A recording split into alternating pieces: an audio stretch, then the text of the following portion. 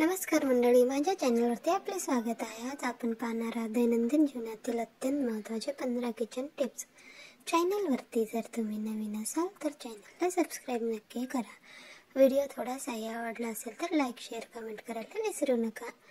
आजची आपली पहिली टिप आहे, महिलांना मासिक पाळी दरम्यान ओटी पोटात दुखत असते तर अशा वेळेस पाण्यामध्ये गूळ आणि ओवा टाकून याचा छान काढा तयार करावे व हा काढा प्यायला द्यावे। यामुळे मासिक पाळीमध्ये होणारी पोटदुखी कमी होते। तसेच हा काढा पिल्यामुळे जर तुमची मासिक पाळी ही अनियमित असेल तर ती नियमित होण्यास मदत मिळते। आपली पुढची टिप आहे, जर आपणास आपले दात दुखत असेल तर हळद व खडे मीठ थोडेसे बारीक करून घ्यावे व मोहरीचे शुद्ध तेल घेऊन त्या तेलामध्ये हे मिक्स करून घ्यावे व याने दिवसातून 2 वेळेस आपले दात स्वच्छ घासून घ्यावे। यामुळे दात दुखीमध्ये आराम मिळत असते। रोज रात्री झोपताना तुम्ही ब्रश करूनच झोपावे, त्यामुळे आपले दात हे खराब होणार नाहीत। या व्हिडिओमधील आपणास कुठलीही टिप आवडली असेल तर कॉमेंट करून नक्की सांगा। आपल्याकडेही जर अशा टिप्स असतील तर त्या देखील तुम्ही कॉमेंट करून सांगू शकता। आपली पुढची टिप आहे, केळी जर जास्त दिवस टिकवायची असेल तर केळीच्या घडाला तुम्ही दोरी बांधून कुठेही अडकवू शकता। यामुळे केळी जास्त दिवस टिकते। तसेच केळीच्या देठाला तुम्ही कागद गुंडाळून ठेवला तरी केळी हे लवकर खराब होत नाहीत। ती जास्त दिवस छान ताजे राहते, नासत नाही। तुम्ही बाजारात बघितले असाल, केळीला घडाला दोरी बांधूनच अडकवून ठेवतात, ते जास्त दिवस टिकते। आपली पुढची टिप आहे, स्वयंपाक करत असताना कधी कधी काही चुका होतात, तर भाजी किंवा आमटी करत असताना त्यामध्ये जर चुकून तिखट जास्त पडले असेल तर ते खावेसे वाटत नाही। तर अशा वेळी ते तिखटपणा कमी करण्यासाठी आपण त्यामध्ये दही किंवा मलाई किंवा तूप घालू शकता। यामुळे भाजीमधील जो काही तिखटपणा आहे तो कमी होतो व भाजी चवीला पण छान लागते। चॅनलवरती नवीन असाल तर प्लीज सबस्क्राइब करायला विसरू नका। सबस्क्राइब करणे हे फ्रीच आहे। आपली पुढची टिप आहे, लिंबू वापरल्यानंतर त्याच्या साली फेकून देऊ नये, त्या एका डब्यामध्ये जमा करून फ्रीजमध्ये ठेवावे। जेव्हा केव्हा आपणास तांबे पितळेची भांडे घासायचे असेल तेव्हा या सालीमध्ये थोडंसं मीठ टाकून हे भांडे घासावे, त्या छान चमकतात। तसेच तुम्ही कुकर लावत असाल तर कुकरमध्ये बी या साली टाकू शकता। आपली पुढची टिप आहे, हरभऱ्याची डाळ नेहमी भाजून दळून आणावे। अशा प्रकारे जर दळून आणला तर त्यापासून बनवणारे पदार्थ हे हलके बनतात व हे पदार्थ आपण किती खाल्लं तर आपल्या पोटात गडबड होत नाही। आपली पुढची टिप आहे, आपल्या हाताला कांद्याचा किंवा लसणाचा किंवा माशाचा जर वास येत असेल तर अशा वेळी हाताला थोडेसे बेसनाचं पीठ लावावे व ते चोळावे व नंतर पाण्याने स्वच्छ धुवून काढावे। यामुळे हाताला येणारा वास हे पूर्णपणे निघून जाते।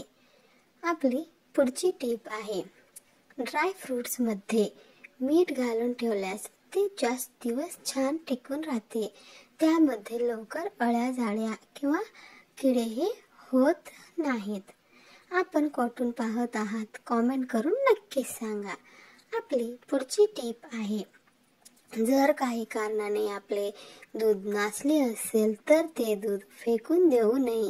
एक कढई घ्यावे व त्या कढईमध्ये नासलेले दूध, थोडेसे दूध पावडर आणि साखर टाकून छान ते घट्टसर होईपर्यंत परतून घ्यावे व नंतर एक प्लेट घेऊन त्यामध्ये ते काढून थापून घ्यावे व त्यामध्ये तुम्ही वेलची पूड सुद्धा टाकू शकता, याने चव छान येते। तर असं छान चवदार बर्फी तयार होते.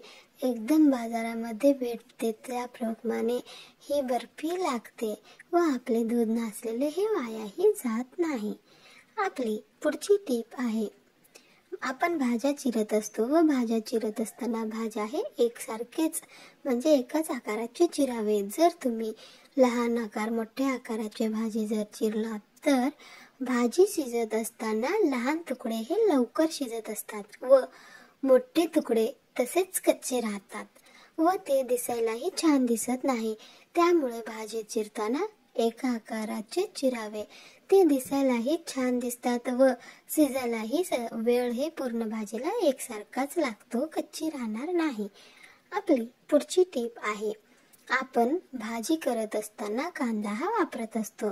तर कांदा हे परतत असताना खूप लक्ष द्यावे, कारण जर कांदा कच्चा असेल तर भाजीमध्ये कांद्याचा कच्चा वास येत असतो व कांदा जर छान भाजला असेल तर भाजी ही खमंग होते. त्यामुळे कुठलीही भाजी करत असताना गडबड करू नका. कांदा हा छान लालसर होईपर्यंत परतून घ्यावे. त्यामुळे आपल्या भाजीलाही छान चव येते, आपली भाजी छान होते. आपली पुढची टीप आहे, आपण सर्वजण देवपूजा करीतच असतो. देवपूजा करीत असताना कापूर हे वापरत असतो. बरेचदा काय होतं की कापूर हे डब्यामधून उडून जाते. जर कापराच्या डब्याचे झाकण हे टाईट नसेल तर कापूर हे लवकर उडून जाते व आपणास नवीन कापूर आणावे लागते. तर कापूर अशा प्रकारे उडून जाऊ नये म्हणून त्यामध्ये तुम्ही थोडेसे तांदळाचे दाणे टाकून ठेवू शकता. यामुळे कापूर हे जास्त दिवस टिकते, कापूर हे लवकर उडून जात नाही. जर आपणास व्हिडिओ थोडासाही आवडला असेल तर प्लीज लाईक करायला विसरू नका. लाईक करणे हे फ्रीच आहे. पुढची टीप आहे, तुम्ही तुमच्या आहारामध्ये हिरव्या भाज्या, फळे, कडधान्ये, नट्स, सुकामेवा आणि प्रथिनेयुक्त अशा गोष्टींचा समावेश अवश्य करावे. हे आपल्या निरोगी असते. आपली पुढची टीप आहे, आपल्या आहारात योग्य प्रमाणात पाण्याचा समावेश करणे देखील महत्त्वाचे आहे. शरीराला हायड्रेट ठेवण्यासाठी दररोज कमीत कमी 8 ते 10 ग्लास पाणी हे अवश्य प्यावे. आपली पुढची टीप आहे, जर तुम्हाला तुमची रोगप्रतिकार शक्ती वाढवायची असेल किंवा तुमची दृष्टी कमजोर झाली असेल तर ती वाढवायची असेल किंवा तुमची पाचन शक्ती वाढवायची असेल किंवा तुम्हाला केस घनदाट लांब पाहिजे असतील तर तुम्ही तुमच्या आहारामध्ये आवळ्याचा रसाचा वापर करू शकता. तुम्ही आवळ्याचा रस घेऊ शकता किंवा त्याचे लोणचे खाऊ शकता किंवा त्याचा मुरंबाही करून खाऊ शकता. तर आजच्या आपल्या या स्पेशल किचन टिप्स आपणास कशा वाटल्या कॉमेंट करून नक्कीच सांगा. आपणाकडेही जर अशा टिप्स असतील तर त्या देखील तुम्ही कॉमेंट करून सांगू शकता, वाचायला मला आवडेल. आपण जर कुठून पाहत आहात हे कॉमेंट बॉक्समध्ये नक्कीच सांगा व जर आपणास हा व्हिडिओ आवडला असेल थोडासाही तर लाईक करायला विसरू नका. सोबतच मित्रपरिवारासोबत शेअर करू शकता. जर आपणास हा व्हिडिओ आवडला नसेल तर तुम्ही व्हिडिओला डिसलाईक देखील करू शकता. चॅनलवरती नवीन असाल तर चॅनलला सबस्क्राईब करायला विसरू नका. सोबतच बेल आयकॉन प्रेस करा व आपला मूल्यवान वेळ देऊन व्हिडिओला शेवटपर्यंत पाहिल्यामुळे आपल्या सर्वांचे मनापासून धन्यवाद. भेटूया अशाच पुढच्या व्हिडिओमध्ये. तोपर्यंत नमस्कार. हर हर महादेव.